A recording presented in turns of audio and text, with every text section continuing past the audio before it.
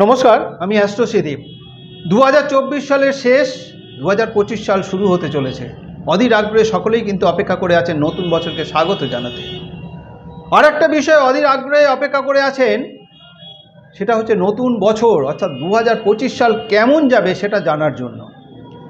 প্রতিটা মানুষেরই কিন্তু আশা আকাঙ্ক্ষা ইচ্ছা থাকে যে নতুন বছর আগের বছরের তুলনায় যাতে তার জীবনে আরও ভালোভাবে আরও সুন্দরভাবে আসে। এই আশা আকাঙ্ক্ষা ইচ্ছা অনেকের যেমন পূর্ণ হয়, তেমনই অনেকের ক্ষেত্রে কিন্তু অপূর্ণ থেকে যায়। তবে যাদের এই সময়টা খুব একটা ভালো না গিয়ে নানা রকম প্রতিকূল পরিস্থিতি তৈরি হয়, নানা রকম বাধার সম্মুখীন হতে হয়, তাদের কিন্তু পুরো বছরটাই যে খারাপ যায় তা কিন্তু কখনোই নয়। বছরের কখনো না কখনো মাঝে মধ্যেই কিন্তু তাদের জন্য কিন্তু একটা শুভ সময় আসে, তারা উপলব্ধি করে। আজকের যে আলোচনাটা, সেই আলোচনাটা বিশেষত 2025 সালে তুলা রাশির জাতক জাতিকাদের কেমন যাবে সেটা নিয়ে। তবে মূল আলোচনায় যাওয়ার আগে আমাদের কিন্তু আর একটা বিশেষ বিষয় সম্পর্কে জেনে নেওয়ার প্রয়োজন আছে। সেটা হচ্ছে যে এই 2025 সালে 4টে এমন বড় গ্রহ রয়েছে যারা কিন্তু দীর্ঘদিন এক একটা রাশিতে অবস্থিত থাকে। সেই 4টি গ্রহের কিন্তু সঞ্চার হতে চলেছে, অর্থাৎ তারা রাশি পরিবর্তন করতে চলেছে। প্রথমেই শনির অবস্থান বর্তমানে কুম্ভ রাশিতে আছে। মার্চ মাসের শেষে রাশি পরিবর্তন করে মীন রাশিতে অবস্থিত হবে। বৃহস্পতি তার সঞ্চার হবে মে মাসের মাঝামাঝি সময়, বর্তমানে বৃষ রাশিতে অবস্থিত আছে।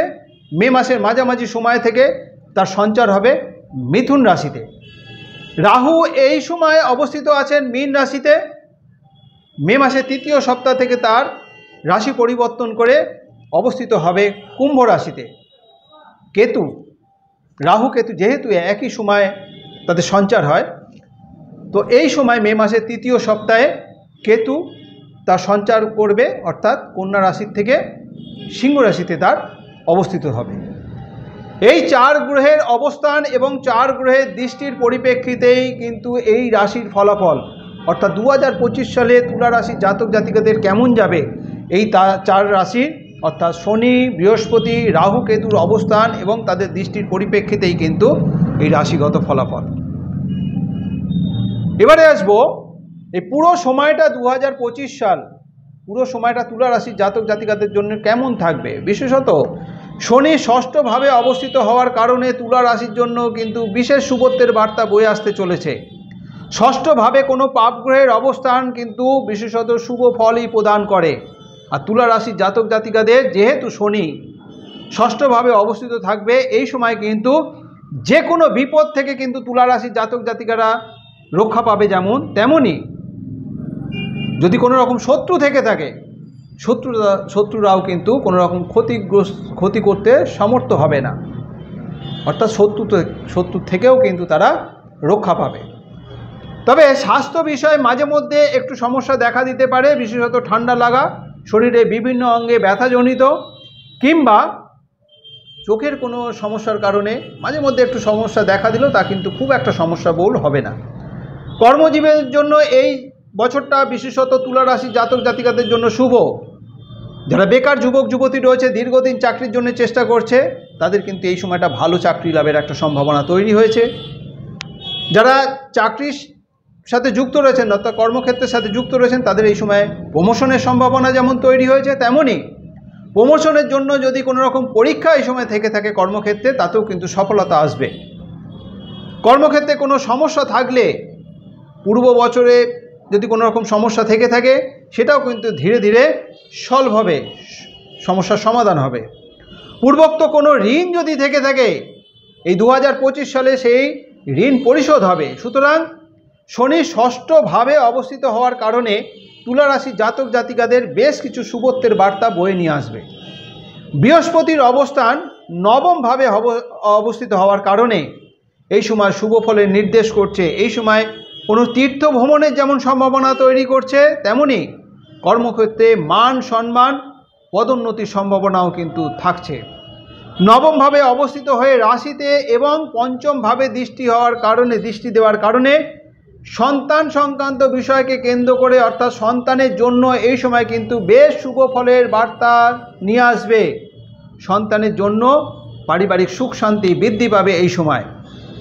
যে সমস্ত জাতক জাতিকারা উচ্চ বিদ্যা শিক্ষার সাথে যুক্ত রয়েছেন তাদের জন্য কিন্তু শুভ বার্তাই থাকছে। এই সময় দূরে কোথাও পড়তে যাওয়ার জন্য যদি কোনো রকম পরিকল্পনা থাকে সেটাও কিন্তু বাস্তবায়িত হতে চলেছে। সুতরাং সন্তানের জন্য যেমন শুভ বার্তা বয়ে নিয়ে আসবে, তেমনই যারা উচ্চ বিদ্যা শিক্ষার সাথে যুক্ত রয়েছেন তাদের জন্য কিন্তু বেশ শুভ ফলের ইঙ্গিত থাকছে। তুলা রাশি জাতক জাতিকারা এই সময়ে নিজেদের ভালো রাখার জন্য সর্বদা একটা চেষ্টার মধ্যে থাকবে। সাময়িক ঠান্ডা লাগা, সাময়িক ব্যথা বেদনাজনিত সমস্যা কিংবা চোখের কারণে কোনো সমস্যা থাকলেও বৃহস্পতি যেহেতু রাশিতে দৃষ্টি থাকবে, শারীরিক সুস্থতারই কিন্তু একটা ইঙ্গিত করছে, অর্থাৎ শরীর স্বাস্থ্য ভালোভাবেই থাকবে। সাময়িক কিছু সমস্যা থাকলেও তা কিন্তু খুব একটা সমস্যাবহুল হবে না। বৃহস্পতি এবং শনির দৃষ্টি তৃতীয় ভাবে থাকায় এই সময় কিন্তু ভাই বোন যদি থেকে থাকে তাদের সাথে সম্পর্ক যেমন মধুর হবে, তেমনই ভাই বোনের জন্য কিন্তু এই সময়টা বিশেষ শুভত্বের বার্তা বয়ে নিয়ে আসবে। ভাই বোনের কর্মজীবন কিংবা বিভিন্ন ক্ষেত্রের জন্য কিন্তু বিশেষ শুভত্বের বার্তা বয়ে নিয়ে আসবে। নিজের জন্য তুলা রাশি জাতক জাতিকারা নিজের জন্য যদি কিছু করতে চান সেটা শুরু করা যেতে পারে এই সময়। সামাজিক কাজকর্মের প্রতি কিন্তু এই সময় একটা আগ্রহ বৃদ্ধি পাবে।